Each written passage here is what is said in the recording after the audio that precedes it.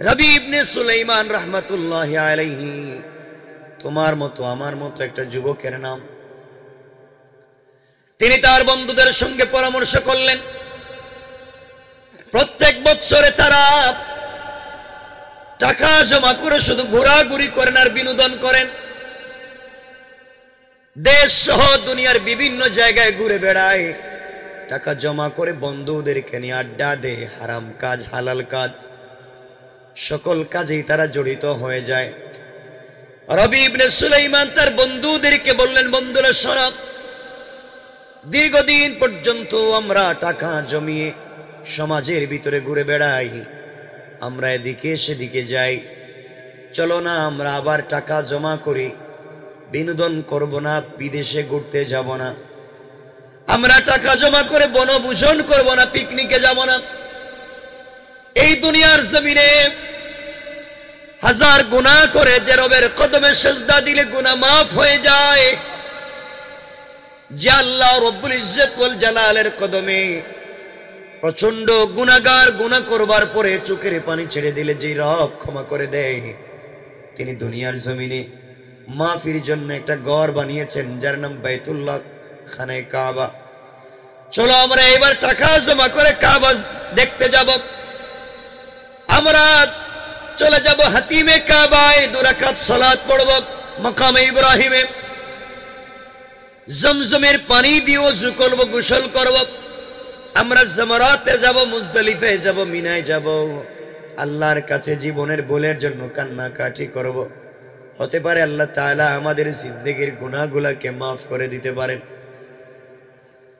এই আশা নিয়ে রবি ইবনে সুলাইমান রাহমাতুল্লাহি আলাইহি বন্ধুদেরকে একত্রিত করলেন। বন্ধুদেরকে একত্রিত করবার পরে 1 বছরে টাকা জমা করলেন। টাকা জমা করবার পরে রবি ইবনে সুলাইমান রাহমাতুল্লাহি আলাইহি হজ্জের জন্য রমাদানুল মুবারকে সফরে বের হচ্ছেন, হজ্জে যাবেন। পুরো এলাকায় ঘুরে ঘুরে মানুষের কাছ থেকে বিদায় নিলেন, মানুষেরা বিদায় জানাইয়া দিল। দীর্ঘদিন আগের কথা, রবি ইবনে সুলাইমান রাহমাতুল্লাহি আলাইহি বন্ধুদের এক কাফেলা নিয়ে চললেন মক্কার দিকে। তিনি আল্লাহর ঘর দেখতে যাবেন, সবুজ গম্বুজ সবুজ মিনারা মদিনার দেখতে যাবেন। মনের ভিতরে বড় আশা, আমি খানে কাবায় চলে যাব, বাইতুল্লাহ যাওয়ার পরে আল্লাহর কদমে সিজদায় পড়ে কান্না করে বলবো, আল্লাহ তাআলা জীবনে এমন কোনো ভুল নাই যা করি নাই, তোমার ঘর পর্যন্ত এসেছি, তুমি আমাকে ক্ষমা করে দাও। আমার বিশ্বাস আল্লাহর ঘরে গিয়ে তার ঘরে যখন মাথা খুলে পায়ের জুতা খুলে সাদা কাপড় পরে যখন তওয়াফ করে চোখের পানি ছেড়ে তওবা করব, আমার বিশ্বাস আমার আল্লাহ আমাদের তওবাকে ফিরিয়ে দিবে না। সুবহানাল্লাহ পড়েন। রবি ইবনে সুলাইমান রাহমাতুল্লাহি আলাইহি বন্ধুদেরকে নিয়ে বের হয়ে গেলেন, দীর্ঘ পথ চলতে লাগলেন। রমজানুল মুবারকে সফর করবার কারণে দীর্ঘ পথ যখন তিনি চলে গিয়েছেন, রবি ইবনে সুলাইমান রাহমাতুল্লাহি আলাইহি দীর্ঘ পথ চলে যাওয়ার পরে আর সফর করতে পারতেছেন না, ক্লান্তি চলে এসেছে। ক্লান্তি চলে আসবার কারণে রবি ইবনে সুলাইমান রাহমাতুল্লাহি আলাইহি বন্ধুদেরকে নিয়ে একটা গাছের গোড়ায় বিশ্রাম নিতে লাগলেন। চিন্তা করলেন, বিশ্রাম করি, সফরের ক্লান্তি শেষ হয়ে গেলে আমরা আবার মক্কার দিকে চলে যাব। তারা যখন বিশ্রাম করতে লাগলেন, সবাই গাছের গোড়ায় ঘুমিয়ে পড়েছে। রবি ইবনে সুলাইমান দুপুরের পরে ঘুম থেকে উঠে গেলেন। উঠে যাওয়ার পরে তিনি হাঁটতে লাগলেন, এলাকা ঘোরাঘুরি করতে লাগলেন আর দেখতে লাগলেন। কিছু দূর যাওয়ার পরে রবি ইবনে সুলাইমান আসর আর মাগরিবের মধ্যখানে সময় দেখেন। রবি ইবনে সুলাইমান রাহমাতুল্লাহি আলাইহি তাকায়া দেখেন একজন মহিলা দেখা যায়, যার পরনে রয়েছে কালো পোশাক, ইসলামী পোশাক, হাতির মধ্যে রয়েছে মোজা, পায়ের মধ্যে মোজা, মাথা থেকে পা পর্যন্ত ঢাকা দেখা যায় না। আসর আর মাগরিবের মধ্যখান সময় নদীর পাড়ের মধ্যে ঘুরে বেড়াচ্ছে আর ঘুরে বেড়ায়। রবি ইবনে সুলাইমান সন্ধ্যার সময় আশ্চর্য হয়ে গেলেন, একজন মুসলিম মহিলা মাগরিবের সময়ে অন্ধকার সময়ে কেমনে ঘুরে বেড়ায়। আস্তে আস্তে করে তিনি কাছে কাছে পৌঁছে গেলেন। পৌঁছার পরে তিনি দেখেন আশ্চর্য করবার, মহিলা তার কাছ থেকে একটা বড় ব্যাগ বের করেছে, বস্তা বের করেছে, একটা ছুরি অথবা চাকু বের করেছে। নদীর পাড়ে একটা গাধা মরে পড়ে আছে। এই মরা গাধার শরীর থেকে গোশত গুলাকে কেটে কেটে ব্যাগের ভিতরে, বস্তার ভিতরে ভরতে শুরু করলো। রবি ইবনে সুলাইমান আশ্চর্য হয়ে গেলেন, ব্যাপার কি? একদিকে তো গাধার গোশত খাওয়া হারাম, অপরদিকে মৃত গাধার গোশত কেটে নিয়ে যাচ্ছে, ব্যাপার কি? যখন ব্যাগের ভিতরে ভরতে লাগলো তিনি চিন্তায় পড়ে গেলেন, বুঝতে পেরেছি এই মেয়েটা হতে পারে কোনো খ্রিস্টান অথবা ইহুদি। মুসলিমদের ছদ্মবেশে মরা গাধার গোশত কেটে নিয়ে যায়। সে মুসলমানদেরকে খাইয়ে, হারাম খাইয়ে তাকে জাহান্নামে নিতে চায়, আমলগুলাকে বরবাদ করে দিতে চায়। এই জন্যে মনে হয় সে এই জন্যে নদীর পাড় থেকে মরা মৃত গাধার গোশত কেটে নিয়ে যায়। রবি ইবনে সুলাইমান চিন্তা করলেন, হতে পারে এই মেয়েটা কোনো হোটেল ব্যবসায়ী, মুসলমানদেরকে হারাম গোশত খাইয়ে দোয়া কবুলের পথ বন্ধ করে দিচ্ছে। চিন্তা করলেন হইতে পারে কোনো হোটেল ব্যবসায়ীর সঙ্গে মহিলার যোগ সাজস আছে, এর মাধ্যমে সুপরিকল্পিতভাবে ইহুদি খ্রিস্টানদের কোনো পরিকল্পনা বাস্তবায়ন করতে চাই। এই জন্যে মনে হয় মরা মৃত গাধার গোশত কেটে নিয়ে যায়। আমার বন্ধুগণ, মহিলা এক ভর্তি বস্তার ভিতরে গোশত ভর্তি করল, এরপরে রাস্তা দিয়ে রওনা হয়ে গেল। রবি ইবনে সুলাইমান বিষয়টা জানবার জন্যে, বন্ধুরা ঘুমিয়ে পড়েছে, তিনি চুপি সুরে মহিলার পিছু নিতে লাগলেন, আস্তে আস্তে করে যেতে লাগলেন। কষ্ট হচ্ছে আপনাদের?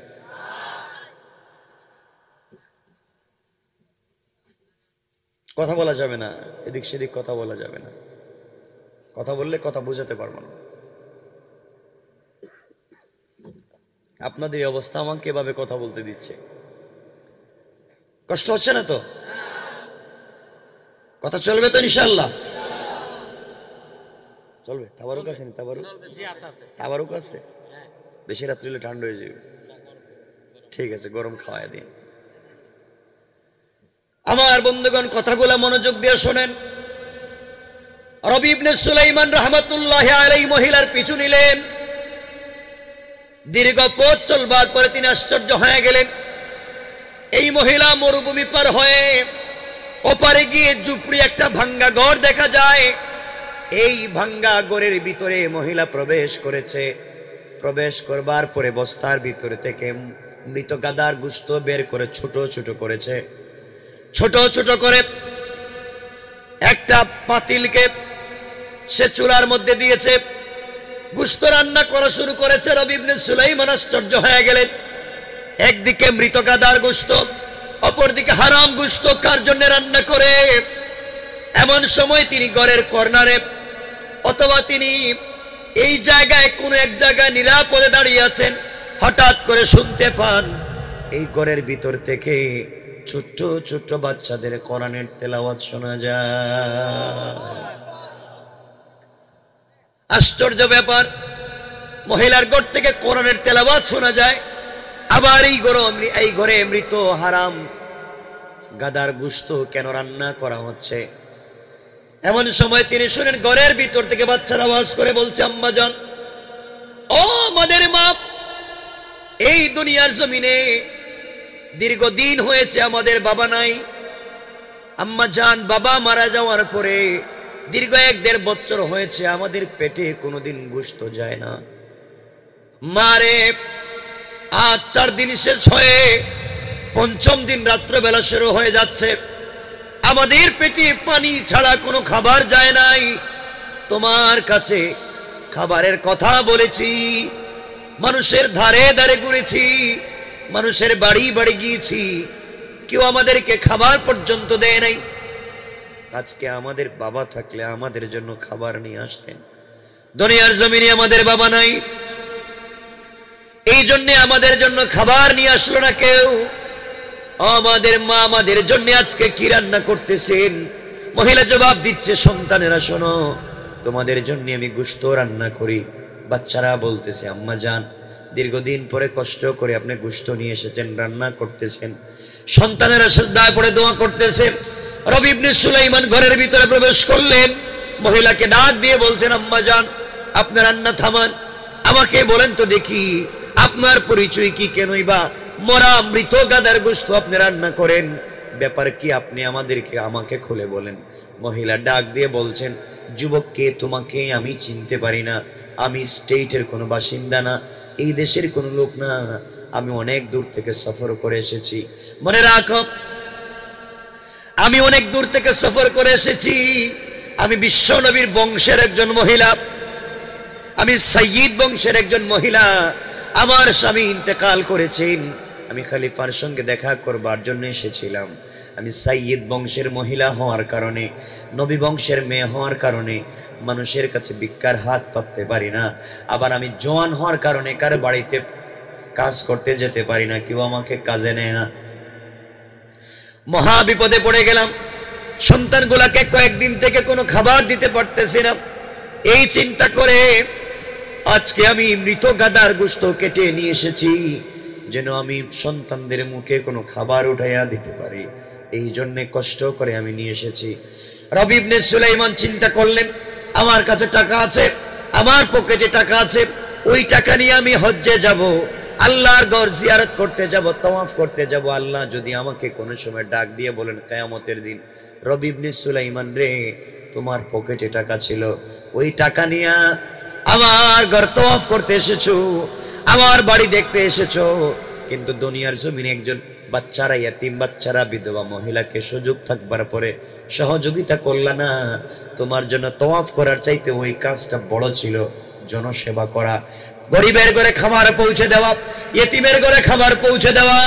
আমার রাসূল বলেছেন, বুখারীর হাদিস, আল্লাহর রাসূল বলেছেন, যারা ইয়েতিমকে লালন পালন করবে কিয়ামতের দিনে এই দুই আঙ্গুল, বিশ্বনবী দেখাইয়া বললেন, এই দুই আঙ্গুল যত কাছাকাছি জান্নাতে তার আর আমার ঘর হবে তত কাছাকাছি। কোন সুবহানাল্লাহ।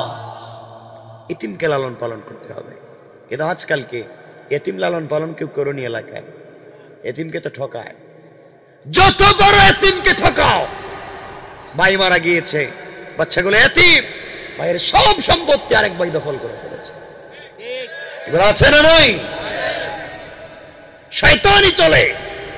বহুত হাজী সাহেব এলাকায় আছেন, হজ্জে যাওয়ার সময় নিজের ছেলেকে ঠিকই সম্পত্তি বন্টন করে দিয়েছে, কিন্তু নিজের মেয়েকে দেয় নাই। এগুলো মনে এলাকায় নাই মনে হয়। নিজের ছেলেকে ঠিক মতো সম্পত্তি বন্টন করে দেয়, কিন্তু নিজের মেয়েকে ঠকায়া দেয়, নিজের মেয়েকে সম্পত্তি দেয় না। মনে রাখবে, আল্লাহর কাছে কিয়ামতের দিন জবাব দেওয়া লাগবে। কথা বলেন ঠিক কিনা?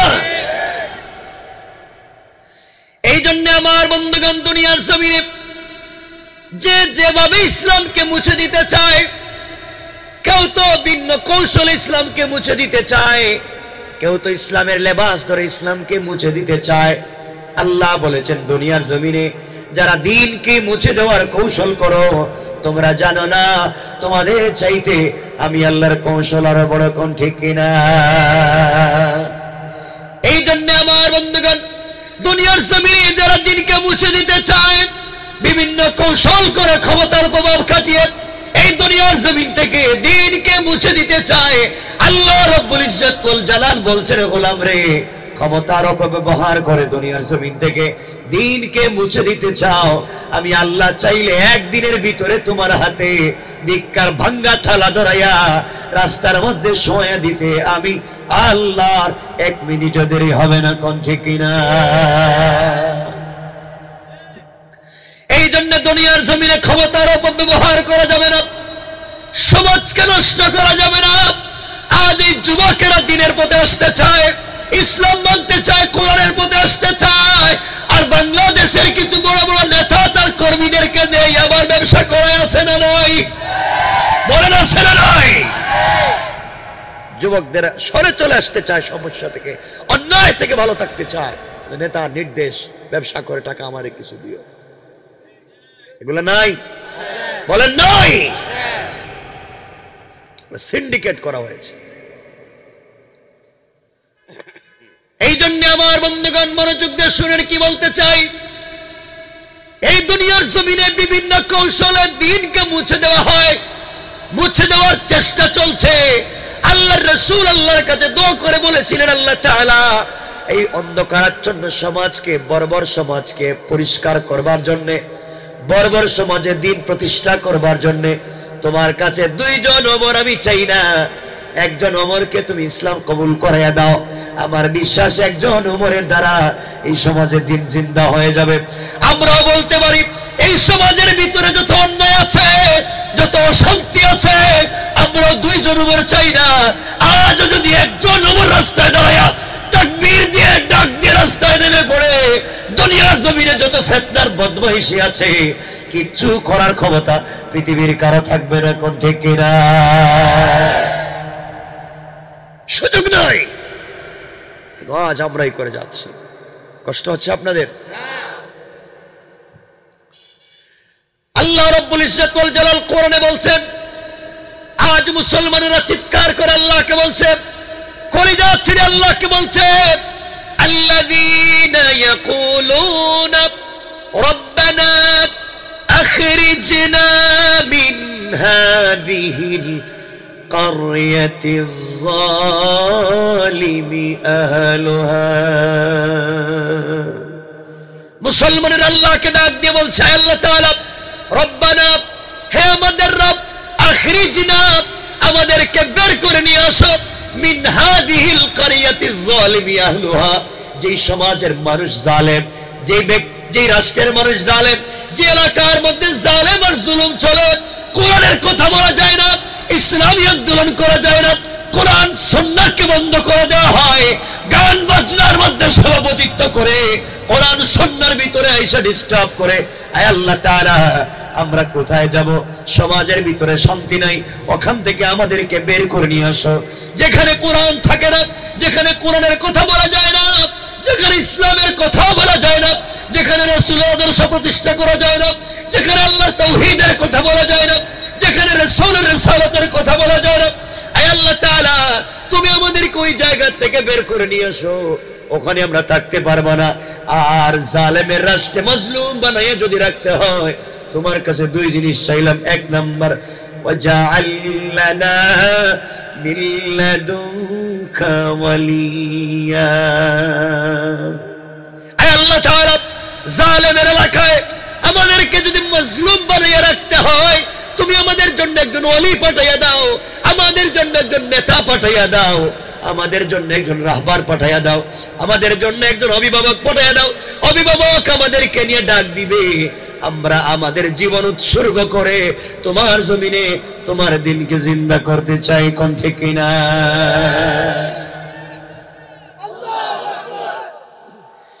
আমার মুসলমান বন্ধুগণ, মুসলমানের আল্লাহর কাছে বলছে, আল্লাহ তাআলা শুধু নেতা দিলেই হবে না, নেতার মাধ্যমে সমাজে বিজয় আসবে না। আল্লাহ তাআলা বিশ্ব নবীকে তুমি নেতা বানিয়েছো, এরপরেও তুমি নুসরত আর সাহায্য দিয়েছো। আয় আল্লাহ তাআলা ওমরকে নেতা বানিয়েছো, এরপরে সাহায্য দিয়েছো। শুধু নেতা তোমার কাছে চাই না, ওয়াজআল লানা মিন লাদুনকা নাসীরা। আয় আল্লাহ তাআলা শুধু নেতার মাধ্যমে বিজয় আসবে না, আমাদেরকে তুমি সাহায্য করো। তোমার সাহায্য যদি আমাদের উপরে থাকে, আয় আল্লাহ তাআলা আমরা দুনিয়ার কোনো ক্ষমতা, দুনিয়ার কোনো সুপার পাওয়ারকে ভয় করি না। তুমি যদি আমাদের সাথে থাকো, কেউ আমাদের কিছু করতে পারবে না। কোন ঠিক কিনা? আমাদের সাথে কে আছেন? আওয়াজ করে বলেন কে? আপনাদের মনে অসুবিধা হচ্ছে? 12:30 হয়েছে।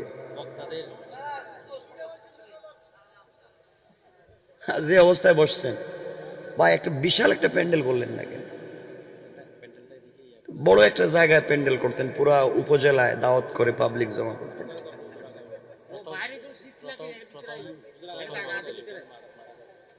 কথা শোনেন কি বলতে চাই? সমাজে যারা দিনকে মুছে দিতে চায় অনেক কৌশলে আছে না নাই? আছে নাই মনে হয় আছে।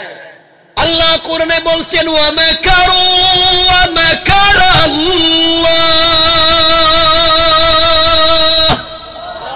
ওয়াল্লাহু খায়রুল মাকিরিন।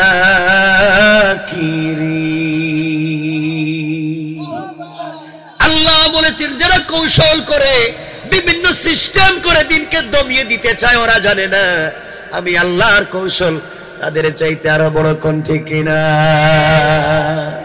আমার আল্লাহ অন্য জায়গায় গিয়ে বলছেন, আমি জায়াত পড়ছি আর নিচে বলছেন ইন্না কাইদাশ শাইতানি কানা দাইফা।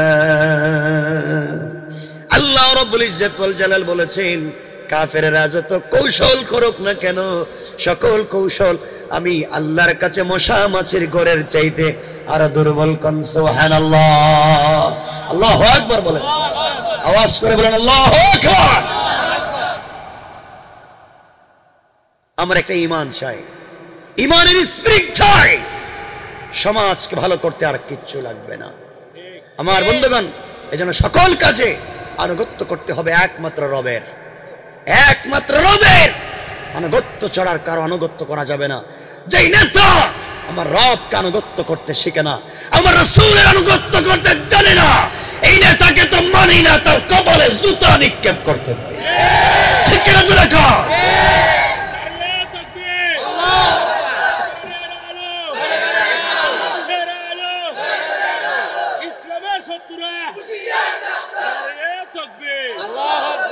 মনে রাখবেন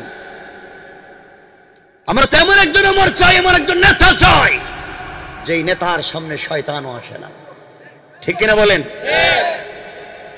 আমার তো এমন নেতা ছিলেন যার হাতে মদের বোতল দেওয়ার পরে মদ ও দুধ হয়ে গিয়েছে, যার মুখের আওয়াজ জুমার খুতবার ইয়া সারিয়া একটা চিৎকার 1000 মাইল দূরে পৌঁছে গিয়েছে, যার একটা চিঠির মাধ্যমে নীল নদ পানি দিতে বাধ্য হয়েছে। আমরা তেমন একজন নেতা চাই। হযরত ওমর তার তরবারি একবার মদিনায় ভূমিকম্প হচ্ছে, তার জামানায় ভূমিকম্প হচ্ছে, ওমর দাঁড়িয়ে গেলেন, তরবারি হাতে নিলেন, খুললেন, মাটির ভিতরে তরবারি ঢুকায় বলেন, এই মদিনার মাটি, মদিনার মাটির উপরে আমি ওমর জিন্দা। যে ওমর দিনে ডাকাতি রাতে ডাকাতি করত, মাথা কাটা তার কাছে ডাল ভাত ছিল, রবকে চিনে তা বাদ দিয়ে গোটা জিন্দেগি রবের জন্য সঁপে দিয়েছে। ওমর আজ মদিনায় জিন্দা, আর মদিনার মাটির নিচে আল্লাহর বন্ধু হাবিবুল্লাহ বিশ্বনবী শুয়ে আছেন। তোমার যদি ক্ষমতা থাকে তুমি নড়াচড়া করো, আর আল্লাহর যদি ক্ষমতায় তুমি এটা থেকে থাকো, আজ থেকে আর নড়াচড়া করা যাবে না। হযরত ওমর তরবারে ঢুকায় দিলেন, কিয়ামত পর্যন্ত মদিনার মাটিতে আর ভূমিকম্প হবে না। আল্লাহু আকবার বলেন। নেতা তো তার নাম। আজকে আমাদের কিছু নেতাদেরকে শয়তান দেখা কয়, আরে আমি এদিকে গিয়ে লাভ নাই, আমার তো পুরো দায়িত্বই তার কাছে আছে। কথা বলেন না কেন? শয়তান কোনোদিন ঘুষ খায় নাই, আপনাদের জানা মতে খাইছে কোন? কথা বলেন না কেন? শয়তান কোনোদিন ঘুষ খাইছে? আপনাদের এলাকায় শয়তান কোনোদিন সুদের ব্যবসা করছে? শয়তান কোনোদিন কারো জমি দখল করছে? কথা বলছেন না কেন? কিন্তু মানুষের সুরতে কিছু শয়তান এই কাজগুলো অহরহ করে যাচ্ছে, ঠিক কিনা? সমাজকে দূষিত করেছি আমরা। আল্লাহ রাব্বুল ইজ্জত ওয়াল জালালের কাছে মুসলমানেরা যখন বলছে, আল্লাহ তাআলা তুমি সমাজকে শান্তি করবার জন্য, শান্তির সমাজ প্রতিষ্ঠা করবার জন্য, দ্বীনকে জিন্দা করবার জন্য আল্লাহ তাআলা, আয় আল্লাহ তাআলা তুমি আমাদের জন্য রাহবার পাঠাইয়া দাও, অভিভাবক মিলাইয়া দাও। আল্লাহ রাব্বুল ইজ্জত ওয়াল জালাল পরের আয়াতে ৭৬ নম্বর আয়াত বাম পৃষ্ঠার প্রথম আয়াতে জবাব দিচ্ছেন। আল্লাহ রাব্বুল ইজ্জত ওয়াল জালাল বললেন, এরপর আয়াতে বলছেন যারা ঈমান এনেছে, যারা ঈমান এনেছে তারাই তো মুমিন মুসলমান, আল্লাহর পথের গোলাম। যারা ঈমান এনে নাই, ঈমানের পথে চলে নাই, তারাই তো হলো তাগুত। আল্লাহ বলেছেন ফাকাতিলু আউলিয়া আশ-শাইতান, তোমরা শয়তানদের লিডারদের বিরুদ্ধে, ফাকাতিলু শয়তান আল্লাহ বলেন নাই, ফাকাতিলু আউলিয়া আশ-শাইতান, শয়তানদের নেতাদের বিরুদ্ধে যুদ্ধ করো। এখন শয়তানদের নেতা কারা? শয়তানদের নেতা তো তারা যারা আমার চাইতে লম্বা জুব্বা পরে, আমার চাইতে সুন্দর পাগড়ি পরে, মাথায় সুন্দর রুমাল দিয়া ইসরাইল আর ইহুদি খ্রিস্টানদের পক্ষে দালালি করে। তারা মুসলমানদের নেতা নয়, তারা হলো ইহুদি খ্রিস্টানদের দালাল। ঠিক কিনা আওয়াজ করে বলেন? বিষাক্ত সমাজকে ভালো করা আমাদের দায়িত্ব। পারবো না ইনশাআল্লাহ? সবাই বলেন তো ইনশাআল্লাহ। আমরা ফিতনা চাই না। সমাজে কোনো দাঙ্গা করবেন না, সমাজে কোনো ফিতনা তৈরি করবেন না। সমাজের ভিতরে আজকালকে ফিতনার কোনো অভাব নাই, শুধু ফিতনার ফিতনা। আল্লাহর ওয়াস্তে ধর্মযুদ্ধ তৈরি করবেন না, সাম্প্রদায়িক দাঙ্গা লাগাবেন না, উস্কানি দিবেন না, সন্ত্রাসবাদ জঙ্গিবাদে জড়িত হবেন না, ধর্মে ধর্মে মারামারি লাগাবেন না। মূর্তি মন্দির পেগোডা গির্জা সব ভাঙ্গি ইসলাম কায়েম করব, এই শয়তানি মন থেকে বাদ দিয়ে দেন। আমরা আমাদের কথা বলবো, আমরা আমাদের সৌন্দর্য প্রচার করব, আল্লাহ রাসূলের চরিত্রের কথা বলবো। মানুষ আমাদের চরিত্র দেখে দেখে কালিমা পড়ে মুসলমান হয়ে যাবে। আমাদের যে চরিত্র তা দেখলে শয়তানও তো আসে না। কথা বলেন না কেন? ঠিক। আমি জানি না আপনাদের এলাকায় এগুলো আছে না নাই। বাংলাদেশে খালি কেমনি একজন পাবলিক রেনে পীরের দরবারে যাওয়া যায়, পিশাব না থাকলে শান্তি নেই। এগুলো আছে না? আল্লাহর ওয়াস্তে শয়তানি চলবে না, চলবে। আমরা কিছু চাইলে চাইবো কার কাছে? সবাই বলেন কার কাছে? কোনদিন কোন পীরের কাছে, কোন মাজারে গিয়ে কারো কাছে কিছু চাইবেন না, কারণ মাজারে যিনি আছেন তিনি কাউকে কিছু দিতে পারেন না। দিতে পারেন না? কোন পীর কাউকে কিছু দিতে পারেন না। আপনারা কি কেউ আসেননি, মাজারে যাননি? যায় না কই, বুঝলাম না। এখানে ভালো মানুষ নাকি? কিছু মাইজ ভান্ডার দেয়। কি ভান্ডার? জাননি আপনারা? একটু হাত ওঠান তো দেখি, কারা কারা যান।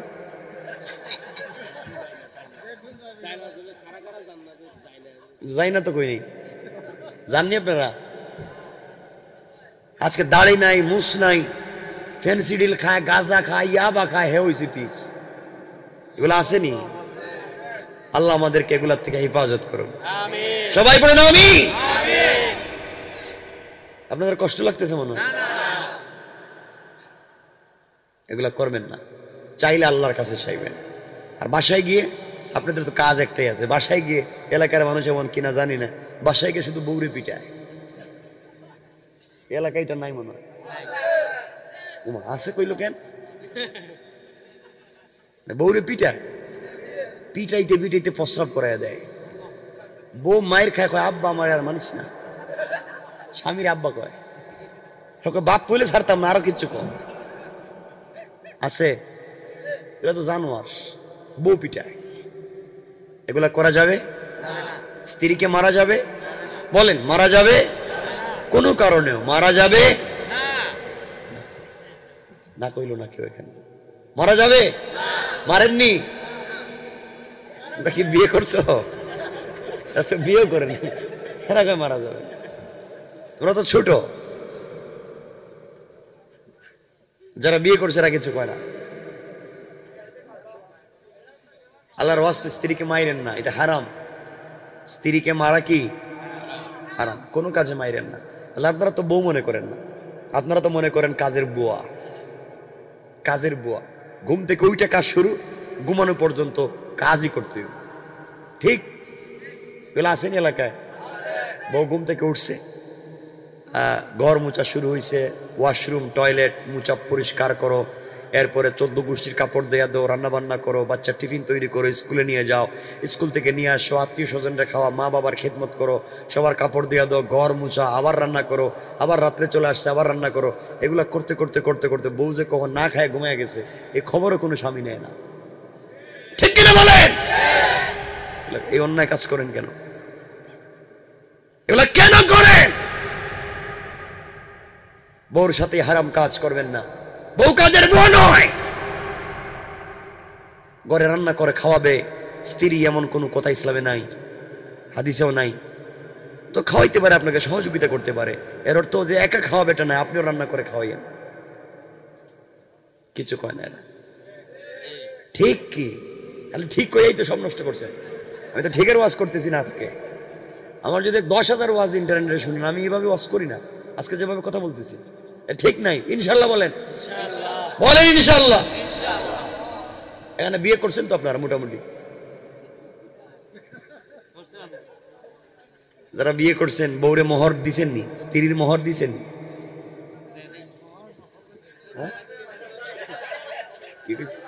আরে শোনেন না, স্ত্রীর মোহর দিয়েছেন, মোহর আদায় করছেন? কিছু কয় না, বুঝলাম নাকি টাকা পয়সা দেয় না নাকি এলাকায়? শোনেন, স্ত্রীর মোহর নামাজ রোজার মতো ফরজ, দিয়ে দিতে হয়। আর হয়তো জানি না সাতকানিয়ার, চট্টগ্রামের, কক্সবাজারের মহিলারা হয়তো অনেক ভালো মাফ করে দেয়, অনেক ভালো এরা মাফ করে দেয় না? আপনাদের মাফ করে না? অনেক ভালো ভদ্র এলাকার মহিলারা, অনেক স্বামী মাপ পাইছে। আছেন নাকি মাপ পাইছেন? একটু হাত উঠে দেখেন তো কারা কারা মাপ পাইছে। বিয়ে করছো তো? বিয়ে মাপ পাইছো নি? দেখি একটু হাত উঠো। মাপ দিছে তো? এটা তো সত্য কথা। হ্যাঁ, কি কইছে? মাপ পাইছো তো? এখন তোমাদের উচিত হইল কোন কচু গাছের সাথে ফাঁস লেগে মরে যাওয়া। বউ তোমারে মাফ করে দিছে, এর চাইতে বেইজ্জতি আসমানের নিচে আর নাই, যে বউ তোমারে মাফ করছে। কারণ দুনিয়ার ভিতরে এমন কোন বউ নাই যে তোমারে মাফ করে দিছে আর বউ তালাক দিলে মোহর দেওয়া লাগবে না। যে কলিজার টুকরা বউ তোমারে মাফ দিছে, কালকে তালাক দিয়ে দেখো, লাভে আসলে দেওয়া লাগবে। ঠিক কিনা বলেন না? আর যদি কোন আমি দিয়ে দিছি, তাহলে যৌতুকের মামলা দিয়ে ডাবল আদায় করবো। এর জন্য ভাই, ওগুলো মাফ হয় না, এগুলো দিতে হয়, দিতে হয়। আর মাফ লিখিত নিতে হবে। মাফ যে দিচ্ছে এটা কাগজ লিখে দেয়, কথা ঠিক আছে না? বিপদে পড়েন না, ওটা মাফ হয় না। আল্লাহ আমাদেরকে হেফাজত করুন, সবাই পড়েন আমিন। বাসায় বউরে পিটাইয়েন না, বাসায় গেলে বউর সাথে ভালো ব্যবহার করবেন। রাসূল পাক মসজিদে নববীর মুতাওয়াল্লি ছিলেন, মসজিদে নববীর ইমাম ছিলেন, মসজিদে নববীর খতিব ছিলেন, মাদ্রাসা দারুল আরকামের শিক্ষক ছিলেন, মাদ্রাসা দারুস সুফার শিক্ষক ছিলেন, মদিনার রাষ্ট্রের প্রেসিডেন্ট ছিলেন, মদিনার বাজারের সবথেকে বড় ব্যবসায়ী ছিলেন, সকল যুদ্ধের সেনাপতি ছিলেন। এত কাজ করবার পরে বাড়িতে যখন যেতেন, তখন স্ত্রীকে রান্নায় সহযোগিতা করতেন। সুবহানাল্লাহ, এটা বলেন নাকি? আমার বন্ধুগণ, কথা কি বুঝতে পেরেছেন? আমার কথা কি বুঝতে পেরেছেন? আমরা এই পথে যাই না। রাসূল সব করেছেন, তারপরেও তিনি পরিবারে এসে দিনের কাজগুলা, ফ্যামিলির কাজগুলা করেছেন। আমরা এই লাইনে যাইতে পারি না। আল্লাহ যেন আমাদেরকে কবুল করেন, সবাই বলেন আমিন। রাসূল আমাদের আদর্শ, শুধু ইমামতির বেলায় নয়, শুধু ইমামতিতে রাসূল আদর্শ, শুধু হাদিয়ার বেলায় রাসূল আদর্শ, আর যুদ্ধের বেলায় রাসূল আদর্শ নাই, ইসলামিক রাষ্ট্র প্রতিষ্ঠার বেলায় রাসূল আদর্শ নাই। এটা হতে পারে না। মনে রাখবেন, ইসলামের জন্য যে রাসূলের দমদার শহীদ হয়েছে, মাথায় লোহার কড়া ঢুকিয়েছেন, জিহাদের ময়দানে নেতৃত্ব দিয়েছেন, গুলার পিঠে সওয়ার হয়েছেন, তোমাকে আমাকেও কাফেরদের মোকাবেলায় নেতৃত্ব দিতে হবে। ঠিক কিনা? আওয়াজ করে বলেন। সেদিকে গেলে আমাদের সময় চলে যাবে। দ্বীনের রাসূল এমন ছিলেন, ইসলামের জন্য মহিলারা নিজের কুলের বাচ্চা পর্যন্ত দান করেছে, নিজের কুলের বাচ্চাকে দিয়েছে, ইসলামের জন্য নিজের কলিজার টুকরো সন্তানকে দান করেছে। নিজের 10টা ছেলে শহীদ হয়েছে, ভাই শহীদ হয়েছে, স্বামী শহীদ হয়েছে। মহিলা বলতেছে, কি হয়েছে জানতে চাই না, আগে বলো জিহাদের ময়দানে আমার রাসূল কেমন আছে। আল্লাহু আকবার বলেন। ইসলামের সেই সোনালী ইতিহাসকে ভুলে গিয়েছেন, শুধুমাত্র দাওয়াত খাওয়াকে ইসলাম বানিয়েছেন। কোরআনকে বানিয়েছেন মক্তবে বাচ্চাদের পড়াবার বই, কোরআনকে বানিয়েছেন জানাজার জিয়ারত করার বই, কোরআনকে বানিয়েছেন শবে বরাতের শবে কদরের খতম পড়ার বই, কোরআনকে বানিয়েছেন মুখস্থ করে তারাবি পড়াবার বই, কোরআনকে বানিয়েছেন কেউ মরে গেলে তার বাড়িতে 10 জন মিলে খতম পড়ে 300 টাকা করে পাওয়ার বই, কোরআনকে বানিয়েছেন তাবিজ আর কবজ দেওয়ার বই। বলেন না, এগুলাই তো হচ্ছে, এগুলাই কোরআন। কোরআন বলছে লিতুখরিজান নাসা মিনাজ যুলুমাতি ইলান নূর। কোরআন বলছে রকেট কোন জায়গায় নষ্ট হয়েছে, সূর্য ঘুরে না চন্দ্র ঘুরে, সূর্য তার কক্ষপথ ভুলে গিয়েছে কিনা, চন্দ্র তার কক্ষপথ ভুলে গিয়েছে কিনা, মাটির নিচে কি আছে, আসমানের উপরে কি আছে, বিজ্ঞান আগামী 100 বছর পরে কি আবিষ্কার করবে। কোরআন বলছে তিবিয়ানান লিকুল্লি শাই, সব কিছুর থিওরি আর ফর্মুলা পরিপূর্ণভাবে কোরআন বর্ণনা করেছে। ঠিক কিনা বলেন? কোরআন হচ্ছে বিজ্ঞানের কিতাব, কোরআনকে ভুলে গিয়েছেন। কি নাই এই কোরআনে? মেডিকেল সায়েন্সের কি জানতে চান কোরআনকে জিজ্ঞাসা করেন, কোরআন বলে দিবে। আপনি physiology, biology, chemist, druggist, medical science, general science কি জানবেন, কোরআনকে জিজ্ঞাসা করেন। আপনি সোশ্যাল সায়েন্স, কোরআনকে বলেন সমাজ বিজ্ঞান কেমন, কোরআন জবাব দিবে। সামাজিকতা কেমনে করতে হয়, কোরআন জবাব দিবে। লেনদেন কেমনে করতে হয়, কোরআন বুঝাইয়া দিবে। সমাজে মানুষের সাথে কেমনে আচরণ করতে হয়, কোরআন বুঝাইয়া দিবে। রাষ্ট্র বুঝাইয়া দিবে। ইউনিয়ন অফিসে ইউনিয়নের চেয়ারম্যানের চরিত্র কেমন হওয়া চাই, কোরআন বলে দিবে। ঠিক কিনা বলেন? কোরআন বলে না এমন তো জিনিস নেই। কোরআন থুতু কেমনে ফেলতে হবে এই কথাটা পর্যন্ত বলে দিয়েছে, রাস্তায় কোন দিকে চলতে হবে এই কথাটা পর্যন্ত বলেছে। কি বলে নাই? আমরা সব বাদ দিয়েছি। যুবকেরা টিকটক নিয়ে ব্যস্ত হয়ে গেছে। টিকটক এটা কি জিনিস? বাদ দাও, টিকটক বাদ। টিকটকে ভিডিও আপলোড করা বাদ দিয়ে টুকটাক আমল করো, জান্নাতে চলে যাইবা। টিকটক বাদ, টুকটাক আমল, ইনশাআল্লাহ। বলেন না ইনশাআল্লাহ? আল্লাহ যেন আমাদের কবুল করেন। কেমনে করবেন আল্লাহ কবুল? একজন মানুষ, কষ্ট হচ্ছে না?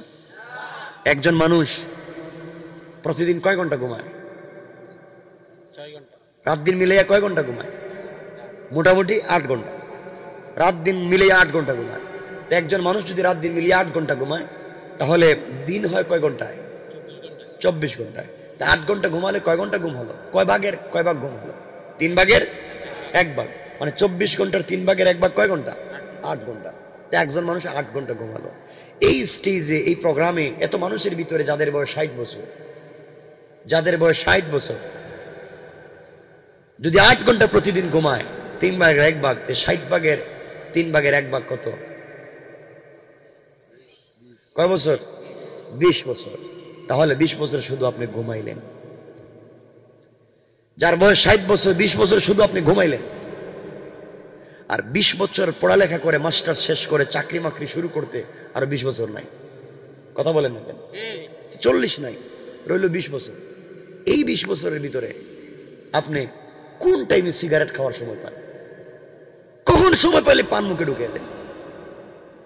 এই 20 বছরের ভিতরে আপনি কেমনে আল্লাহর কাছে গিয়ে জবাব দিবেন, এই কোনো চিন্তাই নেই। আল্লাহ আমাদেরকে হেফাজত করুক। সবাই আওয়াজ করে বলেন আমিন। আমরা জান্নাতে যেতে চাই কি চাই না? জাহান্নাম থেকে বাঁচতে চাই কি চাই না? আল্লাহ বলছেন যারা ইসলামের বিরুদ্ধাচরণ করে, মনে রাখবেন, যারা ইসলামের বিরুদ্ধাচরণ করে, যারা কোরআন সুন্নাহর বিপরীতে চলে, যুবকেরা শোনো, ইসলাম বাদ দিয়ে ভিন্ন পন্থায় চলো, ইসলামকে ডাইভার্ট করে অন্য পন্থায় চলো। আল্লাহ বলছেন কোরআন কিয়ামতের দিন পিটাবেন। কেমনে? কোরআনে কারীমের সূরা হুমাযার শেষ আয়াতে বলছেন ফি আমাদিম মুমাদ্দাদা, লম্বা শিকল দিয়ে বেঁধে পিটাবেন। কেমনে পিটাবেন? আল্লাহ বলছেন সূরা আল মাআরিজের 14 থেকে আয়াত নম্বর 14 নম্বর আয়াত থেকে বলছেন কাল্লা ইন্নাহা লাযা। আল্লাহ বলছেন লাযা নামক জাহান্নামে দিবেন লেলিহান আগুনে। কেমন? নাযাতাল লিশাওয়া। এই অগ্নিকুণ্ডলিতে ঢুকলে চামড়া জ্বলে যাবে, হাড্ডি জ্বলে যাবে, গোশত জ্বলে পড়ে যাবে, কিন্তু রূহ জ্বলবে না। আল্লাহ বলছেন তোকে জীবিত রেখে আমি পিটাবো। কেমনে পিটাবেন? 1 লক্ষ বকরির জীবন্ত বাচ্চাকে মাথা নিচের দিকে করে পা উপর দিকে উঠাইয়া 1 লক্ষ বকরির বাচ্চার শরীর থেকে চামড়া টাইনা মাথার দিকে আনলে যে ব্যথা হয়, আল্লাহ বলছেন প্রত্যেকটা সেকেন্ডে তুই যদি আমি আল্লাহকে ছেড়ে দিয়া, ইসলাম আর রাসূলকে ছেড়ে দিয়া ভিন্ন কোনো চিন্তা করিস, কিয়ামতের দিনে তোর মাথা নিচের দিকে করে পা উপর দিকে উঠাইয়া আমিও 19 জন ফেরেশতা দিয়া তোর চামড়া পার থেকে মাথার দিকে টাইনা নামাবো। চিন্তা করা দরকার। কোরআনকে থিসিস করেন, কোরআনকে অ্যানালাইজ করেন, কোরআনকে গবেষণা করেন, কোরআন কি সাজেস্ট করছে, কোরআন কি ইনফরমেশন দিচ্ছে তা একটু চিন্তা করেন। আজকে আমরা নামাজ পড়ি না, পরিবারের ভিতরে ইসলাম নাই, পরিবারের ভিতরে দিন নাই। আমরা সমাজের মানুষের কাছে দ্বীনের কথা বলছি, আল্লাহকে ওয়াস্তে আমরা ভালো হয়ে যাই ইনশাআল্লাহ। বলেন ইনশাআল্লাহ। যুবকেরা চুল কাটবার সময় বাংলা লিঙ্ক কাটিং কাইটো না, শয়তানি কাটিং যেটা বিভিন্ন লাইনের করার দরকার নেই। আমরা ভালো মানুষ হতে চাই। আমাদের আদর্শকে, আমাদের আদর্শকে আল্লাহ রসুল, আমাদের আদর্শ বিশ্ব নবী রসুল যেমন ছিলেন আমরা তেমন হতে চাই কি চাই না? আল্লাহ আমাদেরকে কবুল করো, সবাই বলেন আমিন। আমরা এমন একটা বিশ্ব চাই। আজকে সমাজে ঘৃণা ছড়িয়ে দেওয়া হচ্ছে, বিদ্বেষ ছড়িয়ে দেওয়া হচ্ছে, সমালোচনা ছড়িয়ে দেওয়া হচ্ছে। আমরা এগুলা চাই না, আমরা এগুলা চাই না। আমরা চাই শান্তি এবং ভালোবাসা, ঠিক কিনা বলেন? আমার বন্ধুগণ আসুন আমরা সংক্ষেপের দিকে যাই। আমার মুসলমান বন্ধুগণ গভীর মনোযোগ।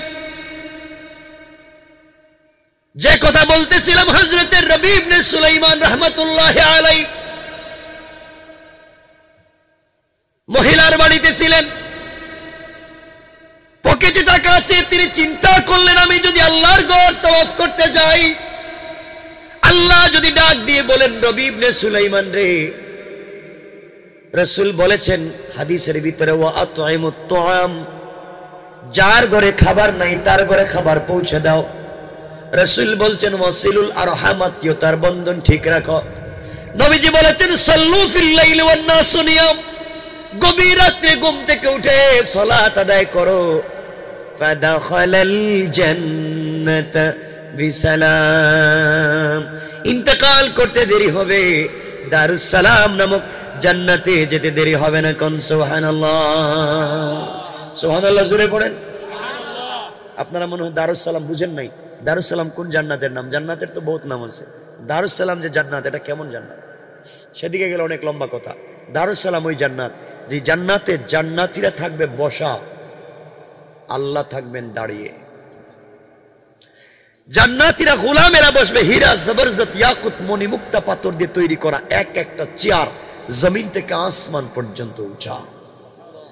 প্রত্যেকটা চেয়ারে বসে থাকবে আল্লাহর গোলাম, আর আল্লাহ নিজে দাঁড়াইয়া তার গোলামকে এই জান্নাতে সালাম দিবেন। সালাম, আল্লাহু আকবার বলেন। আল্লাহ নিজে সালাম দিবেন তার গোলামকে, নিজে মুনিব হইয়া। এমনি এমনি হবে না।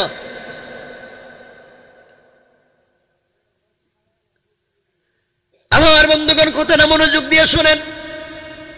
রবি ইবনে সুলাইমান চিন্তা করলেন আমি যে আল্লাহকে ভালোবেসে যার কদমে সেজদা দিতে চাই, যার ঘরে গিয়ে তওবা করতে চাই, যার কাছে ক্ষমা চাইতে চাই, কাবার গিলাফে ধরে কাঁদতে চাই, রাসূলের রওজা মুবারকে সালাম দিতে চাই, আমি যদি বিশ্ব নবী আখিরি জামানার পয়গম্বর জনাবে মুহাম্মদ রাসূলুল্লাহ সাল্লাল্লাহু আলাইহি ওয়াসাল্লামের রওজা মুবারকের কাছে গিয়ে সালাম দেই, নবীজি যদি ডেকে বলেন রবি ইবনে সুলাইমান তুমি আমাকে সালাম দেওয়ার জন্য টাকা খরচ করে আসছো, রাস্তার মধ্যে ইতিমকে সহযোগিতা করলা না, বিধবাকে সহযোগিতা করলা না, আমার সালাম তুমি আমাকে সালাম দিয়ে লাভ নাই, জান্নাতে হাউজে কাউসার পান করতে পারবা না। রবি ইবনে সুলাইমান এতগুলো কথা চিন্তা করে মহিলাকে ডাক দিয়ে বলছেন আম্মা জান আপনি পাতিলটা ফেলে দেন, হারাম গোশত রান্না বন্ধ করে দেন, আপনি বাচ্চাদের মুখে হারাম উঠাইয়া দিয়েন না, মরা গাদার গোশত বাচ্চাদেরকে খাওয়াইয়েন না, আপনার পায়ে ধরি মা, আপনি বিশ্ব নবীর বংশের একজন মহিলা, এই বাচ্চাদের মুখে আপনি হারাম উঠাইয়া দিয়েন না। রবি ইবনে সুলাইমান এই কথা বলে দৌড়াইয়া তিনি তাঁবুতে চলে আসলেন। বন্ধুদেরকে কিছু না বলে হজ্জে যাওয়ার জন্য যত টাকা তার কাছে ছিল সব টাকা নিয়ে বাজারে দৌড় দিলেন। বাজারে যাওয়ার পরে কিছু টাকা দিয়ে হালাল গোশত কিনলেন, কিছু টাকা দিয়ে আটা কিনলেন, ময়দা কিনলেন, আরো কিছু খাবার কিনলেন, 2 মাসের খাবার কিনে বস্তার ভিতরে ঢুকাইয়া নিজের কাঁধে উঠালেন। রবি ইবনে সুলাইমান উঠাইয়া চলতে লাগলেন মরুভূমির দিকে। দীর্ঘ পথ চলবার পরে মহিলার বাড়িতে পৌঁছে গেলেন। আর ডাক দিয়ে বলেন, আম্মা জান, আপনি আর হারাম খাওয়া লাগবে না। প্রায় 2 মাস চলবে মতো খাবার আপনাকে আমি দিয়েছি, কিছু টাকা দিয়ে গেলাম, ওই টাকা নিয়ে আপনি পরবর্তীতে চলতে পারবেন। আমার পরিচয় জানবার দরকার নেই, আমার জন্য একটু দোয়া করবেন। নিজের হাতে গোশত রান্না করলেন, বাচ্চাদেরকে কুলে বসে খাওয়ালেন। বাচ্চাগুলো চোখের পানি ছেড়ে আল্লাহকে ডাক দিয়া বলেছে, আল্লাহ, আজ দুনিয়ার জমিনে আমাদের বাবা নাই, মা আমাদের জন্য হারাম গোশত নিয়ে এসেছে, গোলামকে চিনি না, পরিচয় জানি না। আল্লাহ তাআলা আমাদের জন্য হালালের ব্যবস্থা করেছেন, দীর্ঘ 2-3 মাস চলবার মতো ব্যবস্থা করেছেন। আল্লাহ তাআলা তোমার এই গোলামকে রাসূল সাল্লাল্লাহু আলাইহি ওয়াসাল্লামের খাস উম্মত বানায়া রাসূলকে খুশি করে জান্নাতের ফয়সালা করে দাও। রবি ইবনে সুলাইমান সাবধান করে বন্ধুদের কাছে এসে বলছেন, বন্ধুগণ শোনো, বেয়াদবি মাফ করবে, আমি এবার হজে আর যেতে পারবো না। তোমাদেরকে জমায়েত করেছি আমি, তোমাদেরকে রিক্রুট করেছি আমি, তোমাদেরকে হজ্জে যাওয়ার জন্য তৈরি করেছি আমি। বিশেষ প্রয়োজনে আমি আবার বাড়িতে চলে যাচ্ছি, বিশেষ প্রয়োজনে আমি চলে যাই, তোমরা হজ্জে চলে যাও, আমি এবার যাব না, আগামীতে যাব। বন্ধুরা ডাক দিয়ে বলছে, রবিরে, তুমি আমাদেরকে তৈরি করেছো, তুমি হজ্জে যাবে না, আমরা যাব, কেমন হয়ে যায়? রবি ইবনে সুলাইমান বলেন, বিশেষ প্রয়োজনে চলে যাই, আগামীতে যদি আল্লাহ বাঁচিয়ে রাখেন তোমাদের সঙ্গে দেখা হবে হজ্জে, হজ করে তোমরা তাড়াতাড়ি বাড়িতে চলে আসো, আমি বাড়িতে পৌঁছে যাই। এই কথা বলে বন্ধুদের কাছ থেকে বিদায় নিয়ে বাড়ির দিকে রওনা হলেন। আর চোখের পানি ছেড়ে দাড়ি ভিজাতে লাগলেন, আর আল্লাহকে বলতে লাগলেন, আল্লাহ তাআলা, তোমার বাড়িতে যাওয়ার বড় শখ ছিল, যেতে পারলাম না, তোমার এক বান্দি আর কয়েকটা গোলামকে সহযোগিতা করলাম। আয় আল্লাহ তাআলা, আমার জীবনে কি তোমার বাড়ি জিয়ারত করাটা আমার পক্ষে কি হবে না? আমি কি কোনোদিন তোমার কাবার গিলাফে ধরে চোখের পানি কি ছাড়তে পারবো না? আমি কি হাতিমে কাবা ধরতে পারবো না? হযরতে রবি ইবনে সুলাইমান যখন কান্না করে বাড়িতে পৌঁছে গেলেন, বন্ধুরা সবাই হজ্জে চলে গেল। সবাই বলতে লাগলো, ব্যাপারটা বুঝলাম না, রবির কি হলো, সে কেন হজ্জে আসলো না? বন্ধুরা যখন হজ করে তওয়াফ করতেছে, 10-15 জন বন্ধুর মধ্যে হঠাৎ করে একজন বন্ধু তাকায়া দেখে তার সামনে রবি ইবনে সুলাইমান তওয়াফ করতেছে। আল্লাহু আকবার বলেন। আল্লামা জুলফিকার নকশবন্দি উনার খুতুবাতে জুলফিকার নকশবন্দিতে লেখেন, একজন গোলাম জমজমের পারে গিয়ে ওযু করতে গিয়েছে, ওখানে দেখে তার সামনে রবি ইবনে সুলাইমান ওযু করতেছে। কোন সুবহানাল্লাহ। সবাই আশ্চর্য হয়ে গেলেন। মাকাম ইব্রাহিমে নামাজ পড়তে গেলেন, ওখানে গিয়ে দেখেন রবি আছে। ব্যাপার কি, ও তো আমাদের কাছ থেকে বিদায় নিয়ে চলে গেল, আবার আমাদেরকে না জানিয়ে হজ্জে চলে আসলো।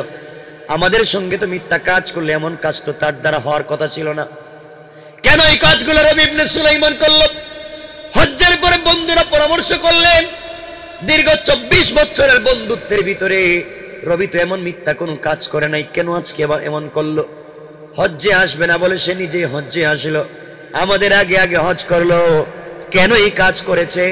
আমরা অবশ্যই বাড়িতে গেলে তার কাছ থেকে জানবো, আর জিন্দেগির মতো তার থেকে আমাদের বন্ধুত্ব বন্ধ করে দেব।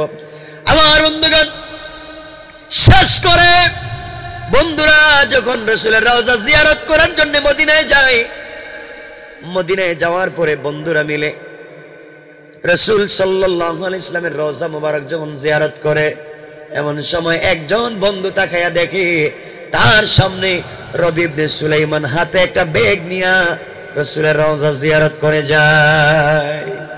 সুবহানাল্লাহ পড়েন। বন্ধু পিছন থেকে বলছে, রবি তুই আমাদেরকে বললে আসবি না, হজ্জেও তোরে দেখলাম, এখন রাসূলের রওজা জিয়ারতও তোরে দেখলাম, মিথ্যাবাদী কাজ করলে।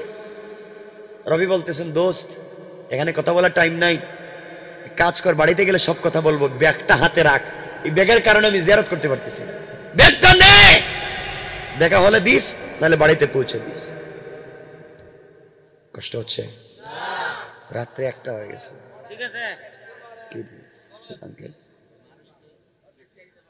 1টা হয়ে গেছে। না না, আরে শুনেন না, চলবে কি চলবে,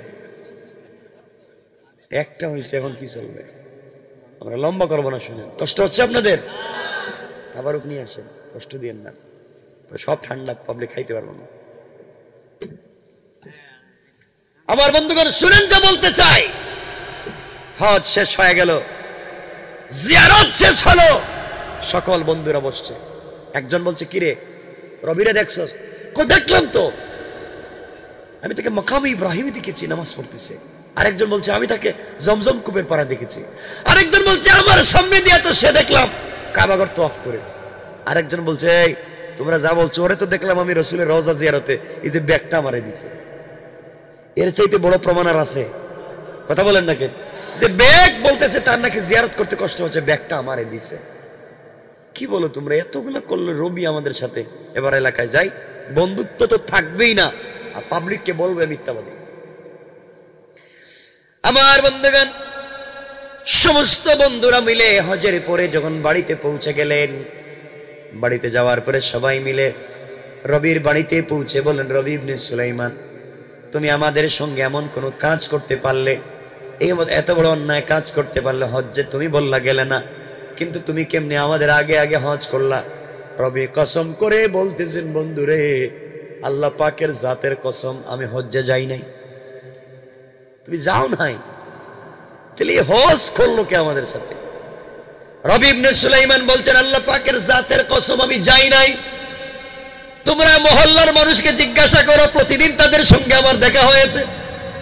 আমার পরিবারের মানুষকে জিজ্ঞাসা করো, আমার স্ত্রীকে জিজ্ঞাসা করো, আমি গ্রামে ছিলাম, বাড়িতে ছিলাম, সবাই সাক্ষ্য দিয়েছে রবি তো গ্রামে ছিল। তাহলে আমরা কাদেরকে দেখলাম? একজন দাঁড়াইয়া বলছে, রবি তুই না এই ব্যাগটা আমারে দিছিলে, না করস কেন? রবি বললেন, ভাই রে ওই ব্যাগ কোথায় কি আমি তো কিচ্ছু জানি না। সবাই তো আশ্চর্য, ও বলে জানে না, তা আমরা দেখলাম কারে? এলাকার মানুষ বলে তারা দেখছে বাড়িতে, তাহলে আমরা দেখলাম কারে? একথা চিন্তা করে সবাই যখন বাড়িতে পৌঁছে গেলেন, এলাকার মধ্যে একটা তুমুল হট্টগোল শুরু হলো। রবি ইবনে সুলাইমান চোখের পানি ছেড়ে গভীর রাত্রে 2 রাকাত সালাতুল হাজত পড়ে ঘুমিয়ে গেলেন, আর চোখের পানি ছেড়ে কান্না করে বলতেছেন, আল্লাহ তাআলা এমন কি অপরাধ এখন আমি করলাম? এখন পাবলিক বলে একটা, আমি বলি একটা, আমার তো ইজ্জত নাই। হঠাৎ করে তিনি স্বপ্নের ভিতরে দেখতেছেন স্বয়ং বিশ্ব নবী স্বপ্নে তার সামনে হাজির হয়ে গিয়েছে। নবীজি ডাক দিয়ে বলছেন, রবি ইবনে সুলাইমান চিন্তা করো কেন, তোমার কি হয়েছে? রবি ডাক দিয়ে বলতেছেন, পয়গম্বরে আরবি সবাই বলতেছে আমি হজ্জে গিয়েছি, আসলে আমি হজ্জে যাই নাই, এগুলা নিয়ে আমি বড় টেনশনে আছি, আমি এমন কি করলাম? রাসূল পাক বললেন, রবি ইবনে সুলাইমান রে, তুমি হজ্জে যাও নাই যে কথা বলেছো তা সত্য, তারা তোমাকে দেখেছে তাও সত্য। রবি ইবনে সুলাইমান স্বপ্নে বলতেছেন, ইয়া রাসূলুল্লাহ আমি গেলাম না সত্য, তারা দেখলো সত্য কেমনে? আমার নবী ডাক দিয়ে বললেন, রবি ইবনে সুলাইমান তুমি চলার পথে হজ্জে যাওয়ার নিয়ত করে রাস্তায় বের হইয়া একজন অসহায় বিধবা মহিলা কয়েকটা ইয়াতিম বাচ্চাকে সহযোগিতা করেছো, আল্লাহ পাক তোমার সহযোগিতার উপরে কবুল আর মঞ্জুর করে তোমাকে ভালোবেসে তোমার সুরত ধরাইয়া একজন রহমতের ফেরেশতা দিয়া তোমার নামে মকবুল একটা হজ করাইয়া দিয়েছে। সুবহানাল্লাহ, আওয়াজ করে বলেন। রবি ইবনে সুলাইমান তোমার সুরতে